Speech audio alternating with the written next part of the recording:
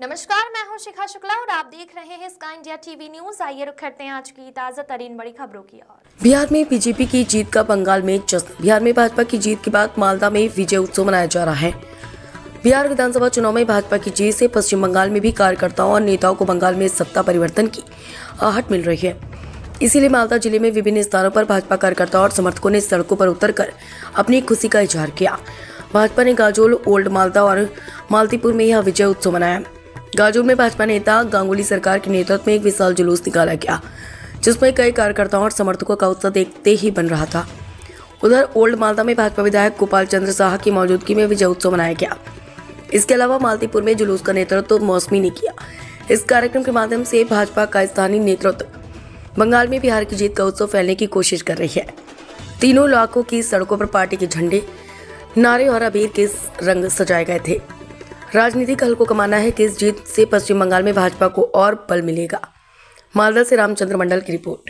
খুবই একটা আনন্দের খবর যে আমাদের যে জানেন যে বিহারে ইতিমধ্যে ভোট হয়ে গেছে, আজকে ফলাফল ঘোষণা চলছে এবং সেই ফলাফলের যে রেজাল্ট সেটা ইতিমধ্যে আমরা পেয়ে গেছি মানে আমরা এতটাই সংখ্যাগরিষ্ঠ ভোট নিয়ে জিতছি যে বিরোধী দল থাকবে কিনা বা তারা সেই জায়গায় বসতে পারবে কিনা সেটা সন্দেহর থেকে গেল আমাদের কর্মীদের মধ্যে। এটা শুধু বিহার ভোট হলো যে বিহারেরই উচ্ছ্বাস নয়, এটা বাংলার উচ্ছ্বাস।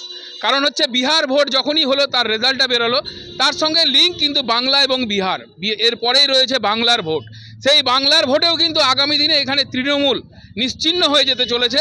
তার আগাম যে একটা রেজাল্ট সেটা বিহার দেখিয়ে দিয়েছে এবং আগামী দিনে সেটাই কন্টিনিউ থাকবে বাংলাতে, যে এখান থেকে বাংলা থেকে তৃণমূল নিশ্চিহ্ন হতে চলেছে আগামী ভোটে এবং এখানে ভারতীয় জনতা পার্টির সরকার, এনডিএর সরকার আমরা গঠন করতে চলেছি। তারই আমরা আজকে এখানটাতে উদ্দীপনা করছি।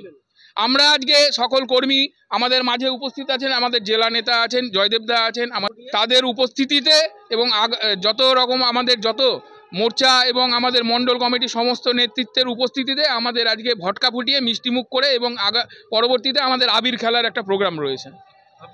আমি প্রদ্যুৎ কুমার সর্দার, গাজল মণ্ডল 1-এর সাধারণ সম্পাদক এবং গাজল 1 নং গ্রাম পঞ্চায়েতের উপপ্রধান। নির্বাচন ছিল, সেই নির্বাচনে আজকে হচ্ছে ঘোষণা মানে গণনা ছিল। সেই গণনাতে আমরা যা রেজাল্ট এখন অবধি দেখতে পাচ্ছি বিরোধী বলে কিছু নেই, বিরোধী শূন্য হয়ে যাওয়ার মতন অবস্থা।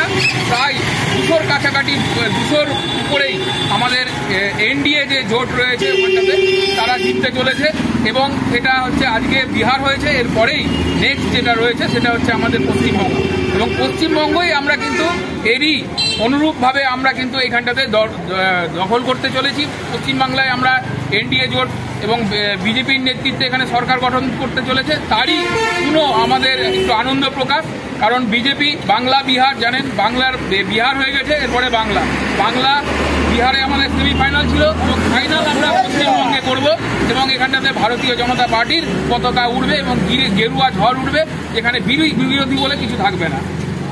কি কর্মসূচি করলেন আজকে? আমাদের এখানে উল্লাস করেছি আমরা আবির খেলার মাধ্যম দিয়ে এবং সাধারণ মানুষকে লাড্ডু বিতরণ করা হয়েছে সাধারণ মানুষের মধ্যে এবং সেটা চলছে এখন আমাদের।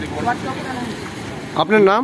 আমি প্রদ্যুৎ কুমার সর্দার, গাজল মণ্ডল 1-এর সাধারণ সম্পাদক এবং গাজল 1 নং গ্রাম পঞ্চায়েতের উপপ্রধান। নমস্কার সমস্ত পশ্চিমবঙ্গবাসীকে। আমরা ইতিমধ্যে বিহার ভোটের রেজাল্ট চলে এসেছে, 195 আমাদের এনডিএ। আমরা অনেক সংখ্যক সিট নিয়ে বিহার আমরা গঠন করতে চলেছি। শুধু বিহার নয়, 2024 আমাদের আসাম দেখিয়ে দিয়েছে, 2025 বিহার, ইসবার বিহার, আগলেবার বাঙ্গাল। আমরা বাংলায় 2026 ক্ষমতায় আসতে চলেছি। এটাই আমাদের একটা সেমিফাইনালের একটা জায়গা ছিল। সেমিফাইনাল দেখছি আবার পুরো ঠিক আছে, আগলেবার বাঙ্গাল আমরা দখল করছি। আমরা গাজল সমস্ত বিজেপি কার্যকর্তা, জেলা নেতৃত্ব থেকে শুরু করে বুথ কর্মী পর্যন্ত সমস্ত স্তরের কার্যকর্তাকে নিয়ে ভটকা ফুটিয়ে আমরা মিষ্টিমুখ করে এখান থেকে হয়তো আমরা ব্লক গেট পর্যন্ত যেতেও পারি। আপনার নাম? আপনি কোন পদে রয়েছেন? আমি গাঙ্গুলি সরকার, পঞ্চায়েত সমিতির অপোজিশন লিডার হিসেবে বহাল আছি। আজকে আমরা যে বিহারে একটা বিপুল পরিমাণে আর কি জয়, সেই জয়ের উচ্ছ্বাসের আবেগে আজকে আমরা বিজেপির সমস্ত স্তরের কর্মীরা এখানে উপস্থিত হয়েছি সেই আনন্দ উচ্ছ্বাস করার জন্য যে বিজেপির জয় হয়েছে বিহারে।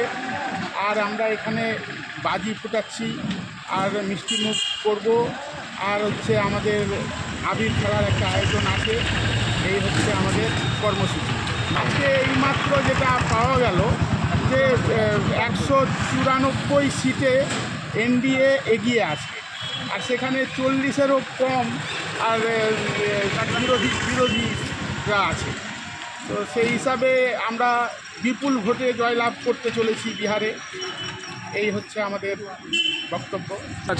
আমার নাম জয়দেব সাহা, আমি উত্তর মালদা সাংগঠনিক জেলার বিহারে এনডিএ জোটের নেতৃত্বে ঐতিহাসিক জয়।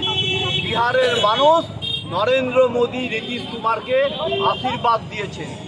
পাশাপাশি পশ্চিমবঙ্গের 10 কোটি বাঙালিকে তারা পথ দেখিয়েছেন এই নির্বাচনের মাধ্যমে। যে বিহার যদি পারে তাহলে বাংলা পারবে না কেন?